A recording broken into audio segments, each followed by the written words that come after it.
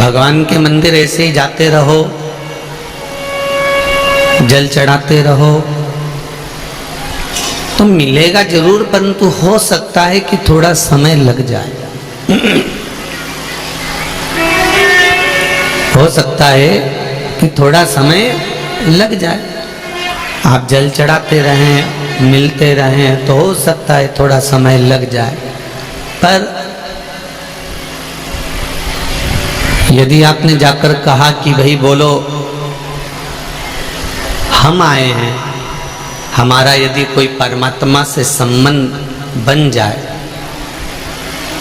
हम भगवान से अगर एक कोई संबंध बना लें, अपनी रिश्तेदारी जोड़ लें, अपना संबंध बना लें कि तू मेरा पिता है, मैं तुम्हारा पुत्र हूँ, आप मेरे भाई हैं, मैं आपका सखा, रिश्तेदार, नातेदार, कुटुंब, कबीला, ये सब संबंध यदि हमने बना लिया तो ये निश्चित है, अगर कोई संबंध हमारा परमात्मा से बना है और हम परमात्मा से संबंध बनाकर जब उससे मिलने के लिए जाएंगे तो ये निश्चित है कि वो मिलेगा जरूर।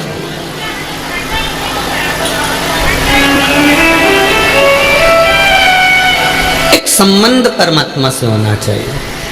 मैंने तेरे ही भरोसे ओ बाबा, तेरे ही भरोसे हवा बिच उड़ती जावांगी, बाबा डोर हटो छड़नी नामे कटी जावांगी, भोले मेरी पतंग ओ शंभो मेरी पतंग, हवा बिच उड़ती जावांगी, बाबी जावांगी। हमारा एक संबंध, हम एक भगवान से कोई ऐसा संबंध बना ले जिससे परमात्मा हमारा और हम परमात्मा के हो जाए। एक भजन आप लोग गाते हैं, हम भी कई बार गाए हैं कि नाता एक राम जी से दूजा नाता तोड़ दे, रिश्ता एक भोले जी से दूजा रिश्ता, साधु संगे राम रंगे अंग अंग रंगिए, जाई विधि राखे राम ताई विधि रहे, किया अभिमान तो फिर मान नहीं पाएगा, होगा वही प्यारे जो मेरे राम जी को पाएगा, फल आशा त्याग करके काम करते रहे, जाए विधि राखे राम ताहि विधि रहे। शिव पुराण भी वही कहती है, आपका और परमात्मा का संबंध एक हो जाए। कोई ऐसा संबंध हम भगवान से बना ले, कोई एक रिश्ता हम परमात्मा से ऐसा बना ले कि उस रिश्ते के बल पर हम भगवान के हो जाए और भगवान हमारा हो जाए।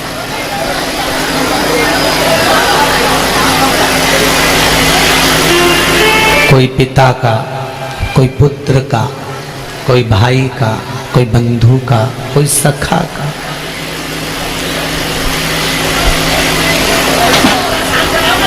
और जब ये संबंध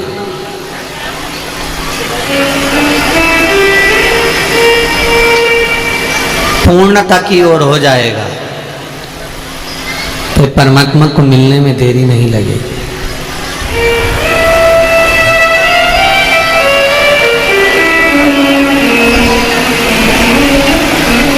कभी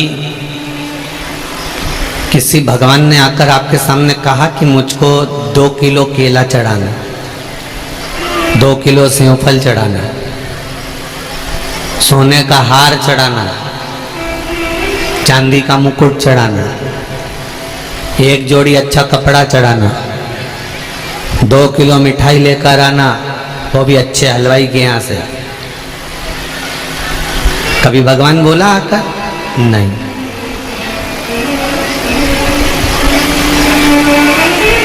भगवान ने कभी नहीं कहा कि मुझे ये वस्तु लाकर दे, भगवान कभी नहीं कहता कि मुझे ये सामान लाकर दे, भगवान कभी नहीं कहता कि मुझे ये वस्तु का होना जरूरी है, ये नहीं होगा तो मैं प्रसन्न नहीं होऊंगा।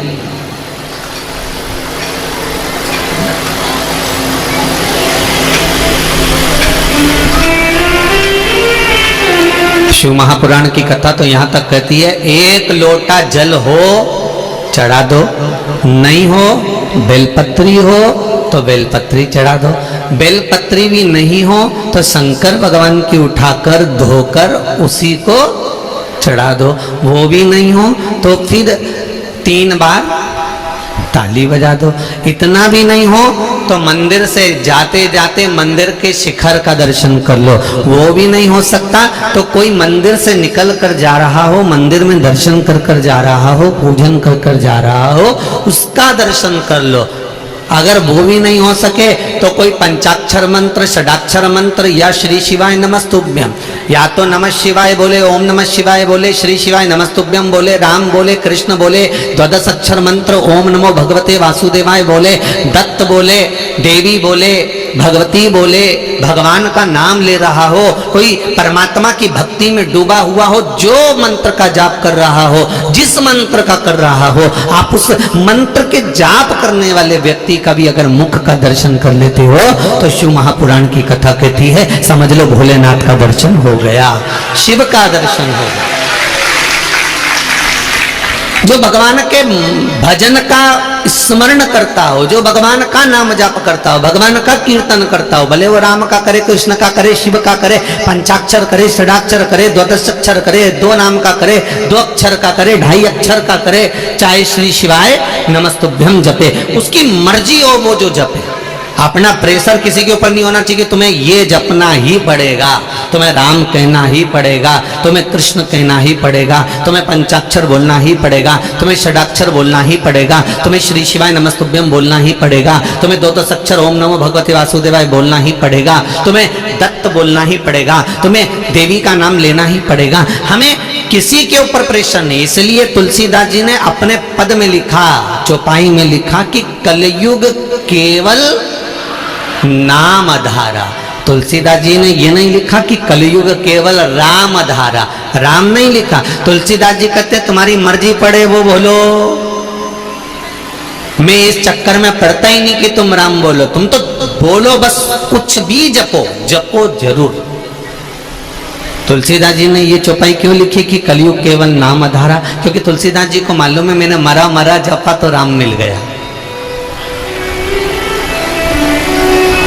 मैंने मरा मरा जपा तो मुझे राम मिल गया।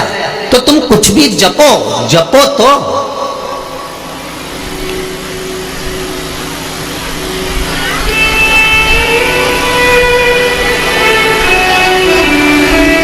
हम तो भ्रम में पड़े रहते हैं।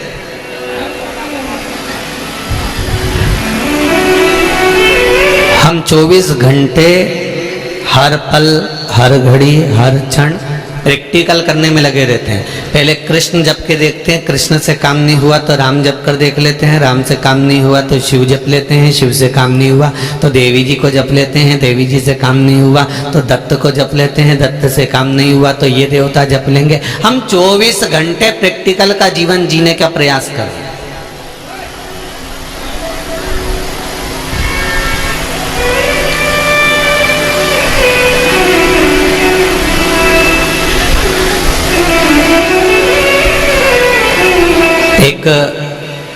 एक बार मुंबई में कथा थी, एक बेटी मिलने के लिए आई और वो बेटी ने कहा गुरुजी मैं यहीं रहती हूँ थाने में। मैंने कहा ठीक है, मैं रोज एक प्रैक्टिकल करती हूँ गुरुदेव। हमने पूछा कौन सा प्रैक्टिकल करती है? गुरुजी मैं रोज प्रतिदिन एक फोटो हीरो हीरोइन का पलंग के पास रखती हूँ, सुबह देखती हूँ किसका फोटो का मुंह अच्छा है, मेरा दिन आज कैसा निकला है। हमने कहा गजब। अब पढ़े लिखे बच्चे को हीरो हीरोइन से निकाल कर शिव और पार्वती तक लेकर आना थोड़ा सा कठिन काम तो है।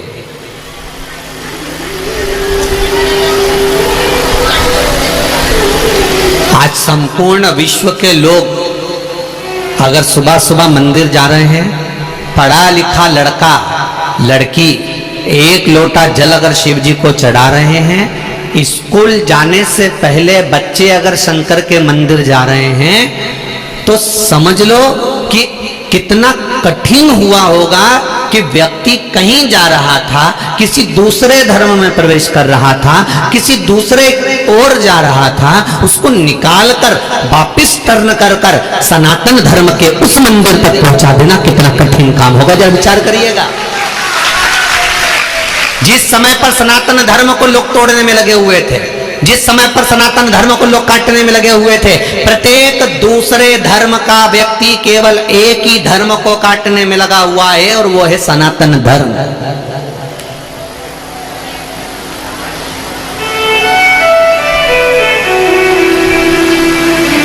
प्रत्येक दूसरे धर्म का व्यक्ति केवल एक ही धर्म को काटने में लगा है, सनातन धर्म को। कैसे भी इस धर्म को काटना है, इन व्यक्ति को काटकर अपने धर्म में लेकर आओ। एक व्यक्ति अपने धर्म में ले जा रहा है, उधर से खींचकर उधर धर्म में लेकर जा रहा है, उधर से खींचकर उधर धर्म में लेकर जा रहा है। सनातन धर्म के व्यक्ति को बार बार काटा जा रहा है। जरा विचार करो, जो सनातन धर्म को काट रहे थे और जो लोग मुड़ चुके थे, उन मुड़े हुए व्यक्ति को वापिस टर्न कर कर शंकर जी के मंदिर में एक लोटा जल चढ़वाना कितना कठिन काम होगा। जरा विचार करिएगा, एक एक सनातनी को खींचकर शिव मंदिर तक पहुंचा।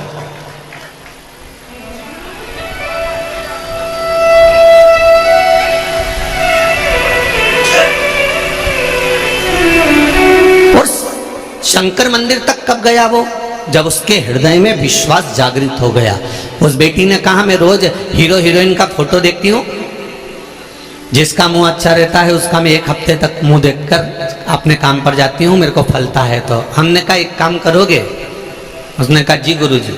हमने कहा बेटा एक काम करो कि 33 कोटि देवी देवता हैं, नेट पे सर्च करना, तुम्हारा मन पड़ा करे तो फोटो को देखने की अपेक्षा हीरो हीरोइन के एक एक देवता का फोटो देखकर फिर सुबह उठना। अगर कोई फायदा हो तो ठीक है, अगर 33 कोटि देवी देवता से तेरे को कोई लाभ मिले तो तू देखते रहना, नहीं तो वापिस हीरो हीरोइन का फिर मुंडा देख लेना, उसमें क्या दिक्कत।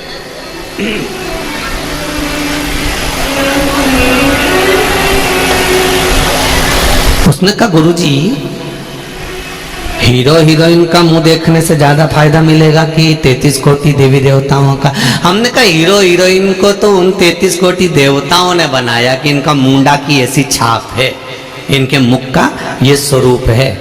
जिसने बनाया, हम यदि उसी का मुख देख लें तो? अब मैं एक एक देवी देवता को देखूंगी, ये बताओ पहले किसको देखूं?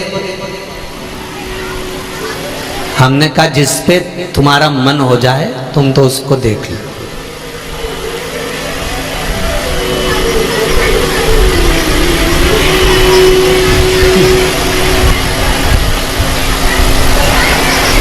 आप मानोगे नहीं, 3 दिन की कथा भी पूरी नहीं हुई और वो दूसरे दिन कथा में सबसे आगे आकर बैठी हुई थी।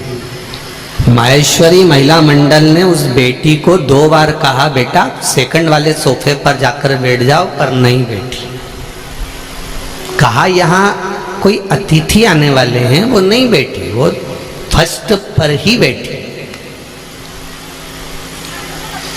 फर्स्ट कथा पूरी हुई, हम उतर कर जाने लगे, वो आकर खड़ी हुई, उसने प्रणाम कर कर कहा गुरुजी अब मुझे कोई दूसरा फोटो नहीं देखना है, मैंने एक फोटो चुन लिया। मैंने कहा चुन लिया आपने? हाँ। 2 दिन से उस फोटो का सवेरे से दर्शन करती हूँ, और पहले दिन जब मैं दर्शन करके चली हमेशा ट्रेन के धक्के खाकर जाती थी, पर मेरे भाई ने मुझे 4 व्हीलर गाड़ी दिला दी है, इतनी कृपा कर दी है। और दूसरे दिन जब मैं ऑफिस में पहुंची तो मेरा प्रमोशन का लेटर मेरे हाथ में था, इसलिए अब मैं किसी का चेहरा नहीं देखूंगी। तो हमने पूछा तूने चेहरा देख लिया? हाँ देख लिया।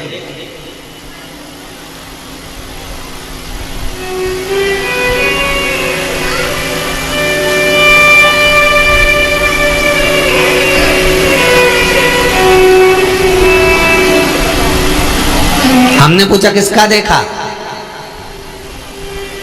उसने कहा गुरुजी, जैसे ही फोटो निकाले मोबाइल के पूरे स्क्रीन पर ढेर सारे इतने बड़े बड़े बहुत सारे फोटो आ गए। मैंने भी सोच लिया सबको देख लो, इसलिए जितने फोटो थे सबका दर्शन करा। राम भी थे, कृष्ण भी थे, शिव भी थे, दत्त भी थे, देवी भी थी, सब थे। मुझे तो ये लगता है कि सारे देवता एक ही हैं और उन सब ने मिलकर मेरा कल्याण कर दिया। इससे बढ़कर और क्या चाहिए? हम भटक रहे हैं, हम भ्रमित हैं, हम संसार में आके भटक रहे हैं कि हमें इस मंत्र का जाप करना चाहिए, इस मंत्र का जाप करना चाहिए, इस देवता को मानना चाहिए, उस देवता को मानना चाहिए। हमने अपने आप में मंत्र को बड़ा बना दिया, छोटा बना दिया। ये हमारी मूलता है। इतने साल हो गए शिव महापुराण की कथा को करते करते, इस व्यासपीठ से ये कभी नहीं कहा गया कि इस मंत्र को जपना और इस मंत्र को छोड़ देना, या इस मंत्र को जपना या इस मंत्र को छोड़ देना। प्रत्येक कथा में एक ही बात कहा जाती है, चाहे राम बोलो, चाहे कृष्ण बोलो, चाहे 2.5 अक्षर का बोलो, चाहे 2 अक्षर का बोलो, चाहे पंचाक्षर बोलो, चाहे षडाक्षर बोलो, चाहे द्वादश अक्षर का बोलो, चाहे श्री शिवाय नमस्तुभ्यम बोलो, चाहे दत्त बोलो, चाहे देवी बोलो, तुम्हारा मन पड़े उसको जपो, पर मंत्र जपो जरूर। इस व्यासपीठ से एक बात हम बार बार कहते हैं, मंत्र का जाप करना। मंत्र कोई छोटा नहीं होता ना बड़ा होता, कोई बड़प्पन का कि ये बड़ा हो गया ये छोटा। आप दिल से जिसको भज रहे हो वो बड़ा है।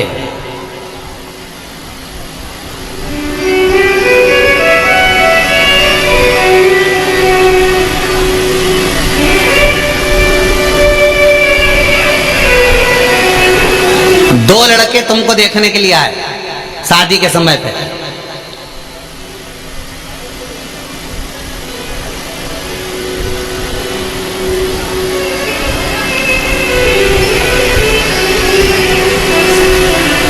भेरूलाल और नाथूलाल,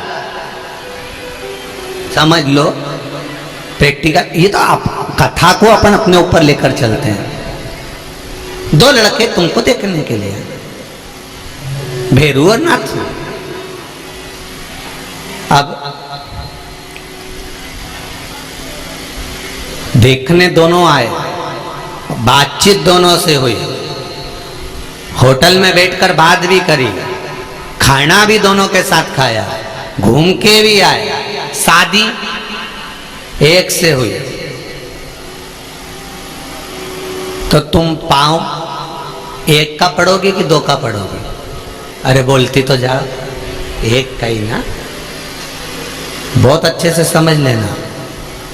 तुम हलवा बना रही थी,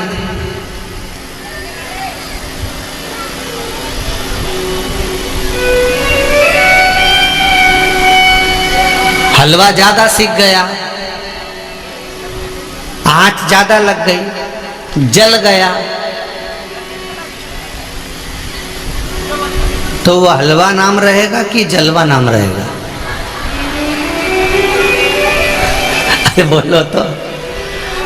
अभी तक तो वो हलवा था, हलवा, क्योंकि वो जला नहीं था, सिक रहा था, बढ़िया था, घी भी डला। अब सीखते सीखते सीखते सीखते सीखते सीखते उसमें आग लग गई, उसमें हलवा का नीचे से जलवा हो गया, मतलब पूरा जल गया। तो क्या हलवा का नाम बदल दोगे कि नहीं साहब ये ज्यादा जल गया, इसलिए मेहमान को जब दो तो कह दो नहीं साहब ये हलवा नहीं है ये। तो मेहमान भी पूछेगा ये जलवा कौन सा आइटम है? कहना साहब वो ज्यादा जल गया था इसलिए हलवे का भाई। अरे बोलो तो जलवा। अच्छा जीजीवन बड़ी खुश हो गई, अब की बार हम यही करेंगे, जो जल गया उसका नाम जलवा रख देंगे। तो ये ज्यादा जल गया था तो हमने इसका नाम चेंज कर दिया। अभी तक ये हलवा था, अब दीनानाथ ये जलवा हो गया। अभी तक ये हलवा था, अब ये जलवा हो गया। तो उसको स्वीकार नहीं, हलवा का हलवा ही रहेगा, वो कितना भी जल जाए, कितना भी उसमें आग लग जाए, चाहे कितना भी उसमें ताती पड़ जाए, पर वो हलवा का हलवा ही रहेगा। उसी तरह दो आए देखने के लिए, एक से संबंध पक्का हुआ तो हम एक को ही प्रणाम करेंगे। उसी तरह हमने जैसे एक को प्रणाम करा, उसी तरह शिव महापुराण की कथा कहती है, मंत्र जपो, बहुत जपो, पर जिससे तुम्हारा दिल रम जाए, जिसमें तुम्हारा मन उस मंत्र में अटक जाए, उस मंत्र का स्मरण बार बार करते रहो, तो वो मंत्र तुमको भाव से पार कर देता है, पार लगा देता है।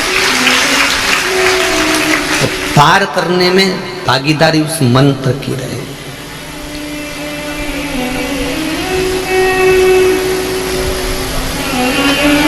कभी भगवान ने नहीं कहा मुझे ये सामान देना।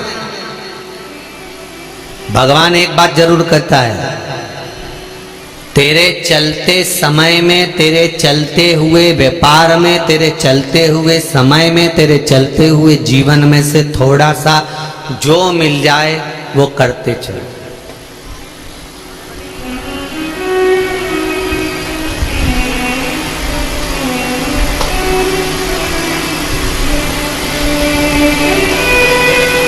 द्रौपदी की साड़ी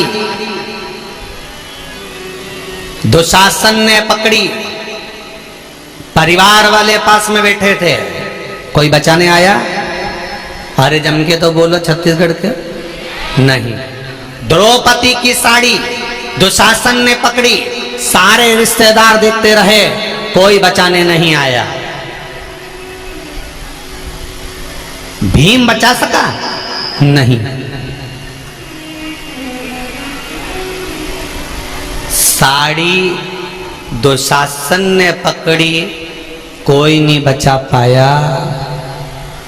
नाड़ी डॉक्टर ने पकड़ी, कोई नहीं बचा पाया। साड़ी भगवान कृष्ण ने बचाई थी, तो नाड़ी भी भगवान ही बचा सकता है, उसके सिवाय कोई।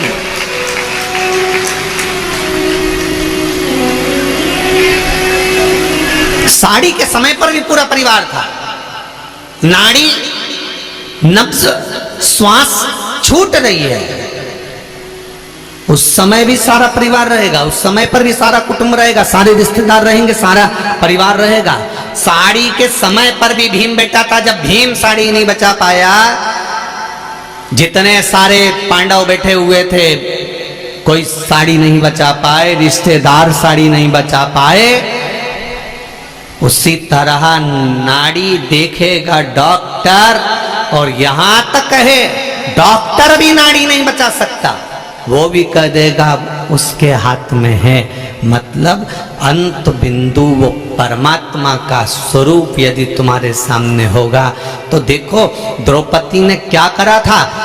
जब भगवान के हाथ में चोट लगी तो द्रौपदी अलग से पट्टी ढूंढने नहीं गई थी, द्रौपदी अलग से चीर ढूंढने नहीं गई थी, द्रौपदी अलग से कोई कपड़ा ढूंढने नहीं गई थी। द्रौपदी ने अपना चीर फाड़ कर भगवान के हाथ में बांध दिया था। मतलब जो तन पर था उसी समय पर फाड़ कर बांध दिया। शिव महापुराण की कथा कहती है, भगवान भी ये कहता है, अलग से मेरे लिए लड्डू पेड़ा लाने की जरूरत नहीं है, अलग से मेरे लिए कपड़ा ज्वेलर लाने की जरूरत नहीं है, अलग से मेरे लिए सामान लाने की जरूरत नहीं है। भगवान कहते हैं जैसा तुम्हारा जीवन चल रहा है उस जीवन में से थोड़ा सा निकाल कर देना प्रारंभ करो। हम ये नहीं कहते कि तुम 24 घंटे भजन करो, हम ये नहीं कहते कि तुम 24 घंटे कथा में बैठो। भगवान कहते मैं ये नहीं कहता कि 4-4 घंटा तुम आकर यहाँ कथा में बैठ जाओ। भगवान तो कहता है आधी में पुनियाद, थोड़ा सा भी अगर मुझे दे दिया, तुम्हारे व्यस्त समय में से थोड़ा सा समय निकाल कर अगर तुमने मुझे दिया है तो मैं भी अपने व्यस्त समय में से तेरे दुख काटने के लिए तेरे पास आकर पहुंच जाऊंगा। थोड़ा सा देना प्रारंभ, बहुत भगवान को नहीं चाहिए।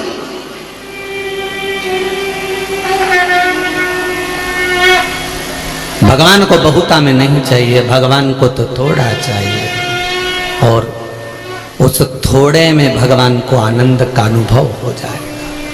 थोड़ा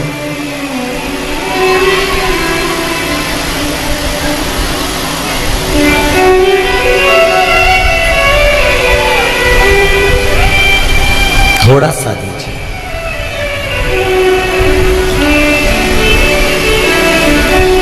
देखिए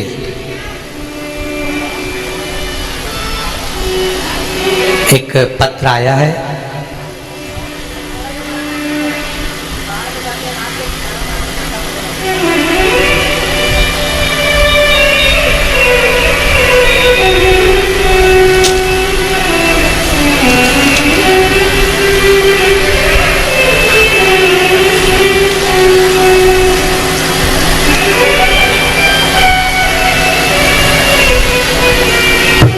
ऐसा पत्र जीवन में पहली बार आया है।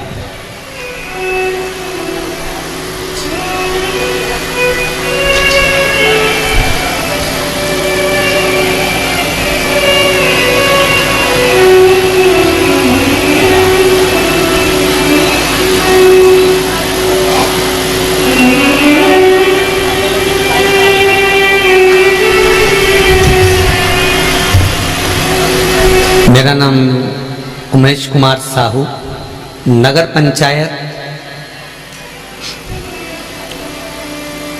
कांगदेही, समोदा थाना, आरंग जिला, रायपुर, छत्तीसगढ़ से हैं।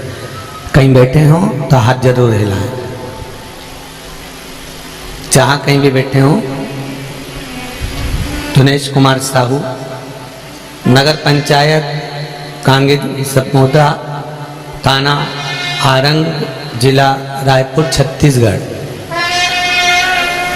उन्होंने पत्र में लिखा है,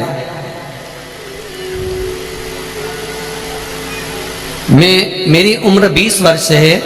मैं नगर पंचायत कांगेरी, समोदा, आरंग जिला, रायपुर, छत्तीसगढ़ का रहने वाला हूँ। मेरे घर में मेरी दादी जी द्वारा वृंदावन से लड्डू गोपाल की मूर्ति लाई थी, जिसे मैंने अपनी पूजा स्थल पर रखा हुआ था। अभी हाल ही में दिनांक 25/7/2022 को किसी ने वो मूर्ति हमारे घर से सामान के साथ में चोरी कर ली। तभी मैंने अपने मोबाइल से YouTube खोलकर आपकी पंचमुखी रुद्राक्ष और शंकर वाली उपाय के बारे में सुना, जिसमें आपने बताया था कि कोई वस्तु अगर घूम जाती है या कोई चीज खो जाती है तो उसको पाने का तरीका क्या है। भोलेनाथ की कृपा से मैंने वो उपाय किया। दुर्गा मंदिर में पहुंचकर मैंने वो उपाय किया। उसके बाद में मैं मेरी दादी से कहकर, जब वो मूर्ति नहीं मिली, मैंने उपाय तो कर लिया पर मूर्ति नहीं मिली, तब मैं दूसरी मूर्ति खरीदने के लिए बर्तन की दुकान पर गया।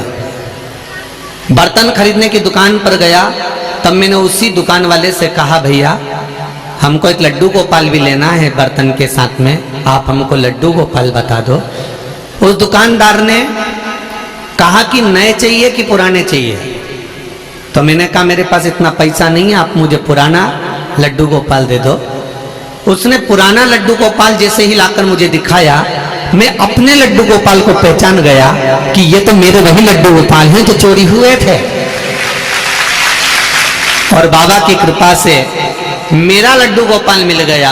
हालांकि मैंने दुकानदार को पैसे देकर वो लड्डू गोपाल लिए। बाबा की कृपा से 18 दिन के अंदर मैंने जो उपाय करा था, उस उपाय से मेरा लड्डू गोपाल मुझे वापस मिल ही गया। ये शिव कृपा। अब ऐसा पत्र जीवन में पहली बार मिला है, हो ध्यान रखना जरा, कि भगवान को पाने के लिए भी भगवान का ही एक आनंद लिया जाए।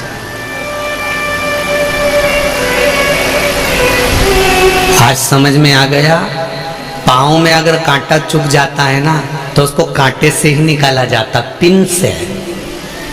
कांटा भी नुकेली और पिन भी नुकेली, कांटे को कांटे से ही निकाला जाता।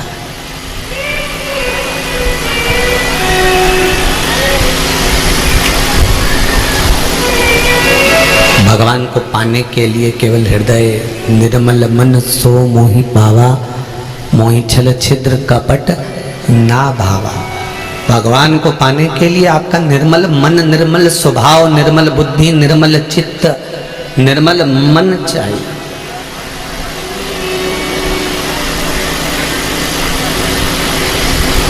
वो मिल जाए।